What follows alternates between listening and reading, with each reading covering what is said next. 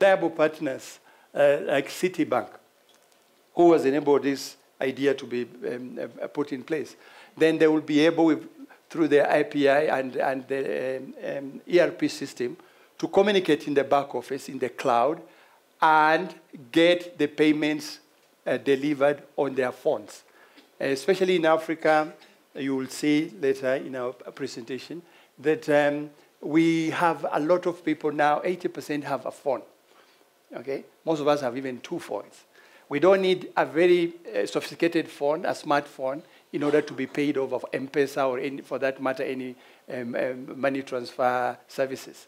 So the bulk of these people have those phones. And now for our application, we'll be running on a smartphone for supervisors on the other side, to communicate back. But in the whole picture, we have a better and placed worker who is now going to get his pay on time and will be motivated in that regard. So there are a lot of values that we spell out here. If you see the target group that I've said here, largely being the supervisors, the unbanked are going to get banked. Financial inclusion in the sense that if these people now, their data is available on electronic database and records, then we can be able to build other improvement in their well-beings. Like they can maybe now access insurance on that daily wage. It can automatically be organized in such a way that a deduction is made to insurance for health and such a thing, and that will help a lot. And therefore, if they get paid on time, we expect better retention. We can profile these workers, and if we profile these workers, then they will be guaranteed another job, maybe when it comes around, because there is a database where they can actually be checked up and things get better. So productivity is expected to improve. These are some of the value propositions, some of which I've already mentioned. We do expect that if the workers are motivated, paid in good time, the project ends within the budget, then therefore we can optimize and maximize on profits for those who are in the industry sector. And if this transaction is going through banks, you can see all these people, then the transactions that are increasing and the traffic through Citibank is going to be of great beneficiary to this. So the app is scalable, and because we're looking at ecosystem, and that ecosystem means we'll bring on board bodies that offer health services like insurance, at that low economy. We're looking at microfinancing. You'll now be able for someone to show that I've been working consistently, and there's a record to which they can produce, and therefore they can also they'll be credit-worthy, and therefore their well-being is going to be improved.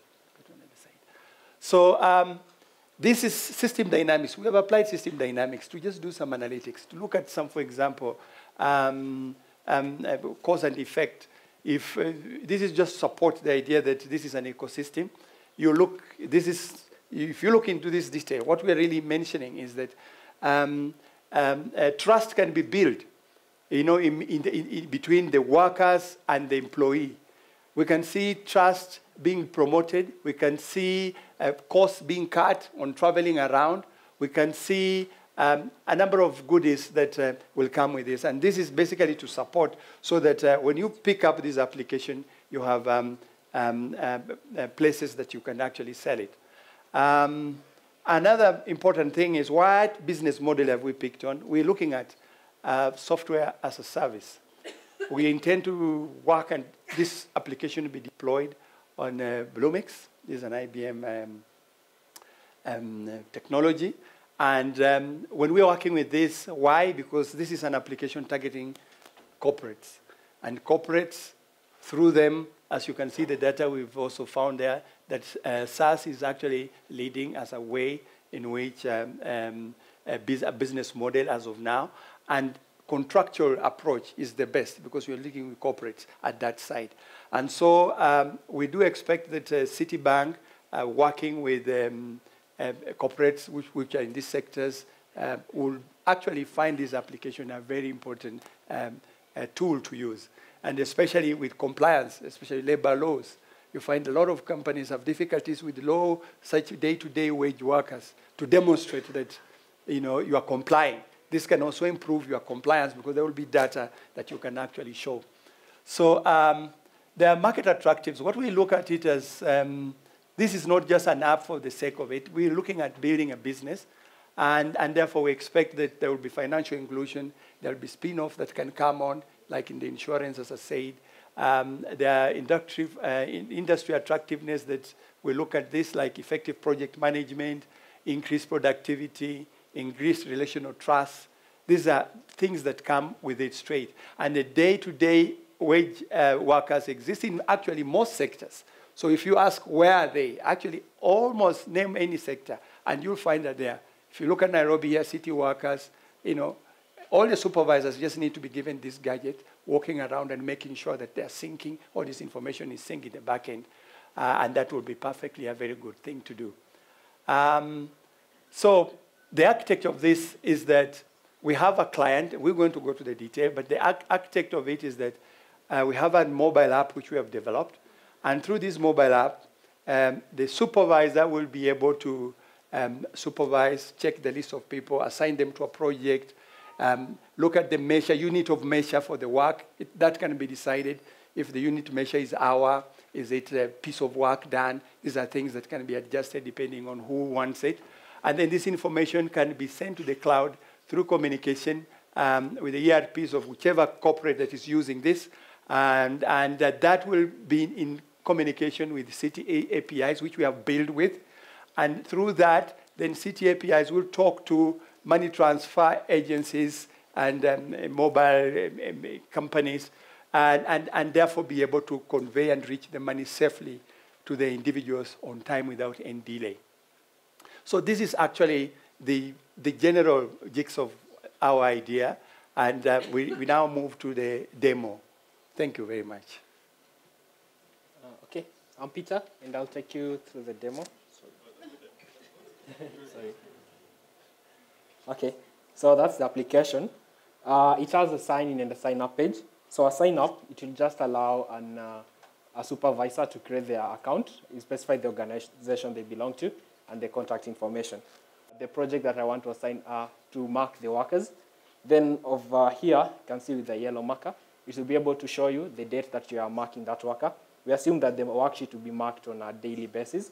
So you select the worker who is assigned to that given project. You remember the first workers that are assigned in the initial page.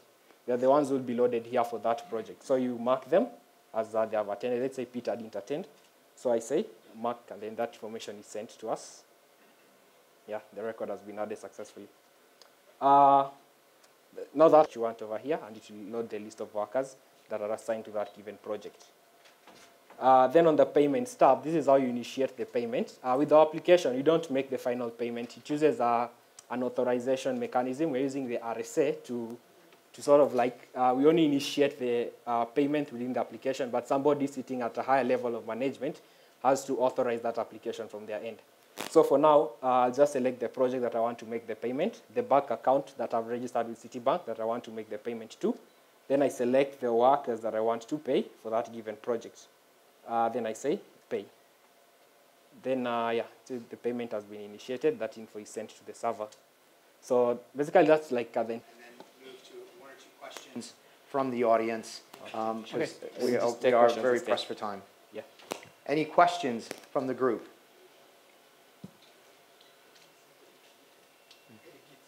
All right, go ahead. Just quickly, go ahead. Go ahead, Jim. Go ahead, Jim. We'll take the questions because I wanted to show that our system is secure, and also explain the part of scalability because we chose the model of building it on the Bluemix platform. So also we made sure that we want to secure the data, and something which we mentioned was that the data which we collect from the users, the payments and that can be used can create a lot of spin-offs, can be used even in the architectural society. The model that we had adopted for now was construction workers. Most of us have experienced where we see the construction of buildings. The workers report daily, they get the jobs, and then maybe on Saturdays when they make a file and someone with a piece of paper give them the money. So that's the model we adopted. But this can be used elsewhere. Okay, so you take the questions. Hi, one question. Yeah. You didn't touch on where the money, how the money is flowing. Is it that the money is coming out of a Citibank account? What type of payment types are you using? Is it RTGS, EFT? And how are you paying? Who are you paying to? Are you paying into a wallet or are you paying into another account? Okay, the money is loaded into the Citibank account by the client, and then we authorize the money to be sent to the workers via mobile money. So there will be a form of collaboration between EasyWage, Citibank, and the mobile money providers, such that the workers can access their cash using mobile money and optional bank accounts. Okay. Anyone else? Any more questions? Okay. Ladies and gentlemen, please put your hands together for Jomo Kenyatta.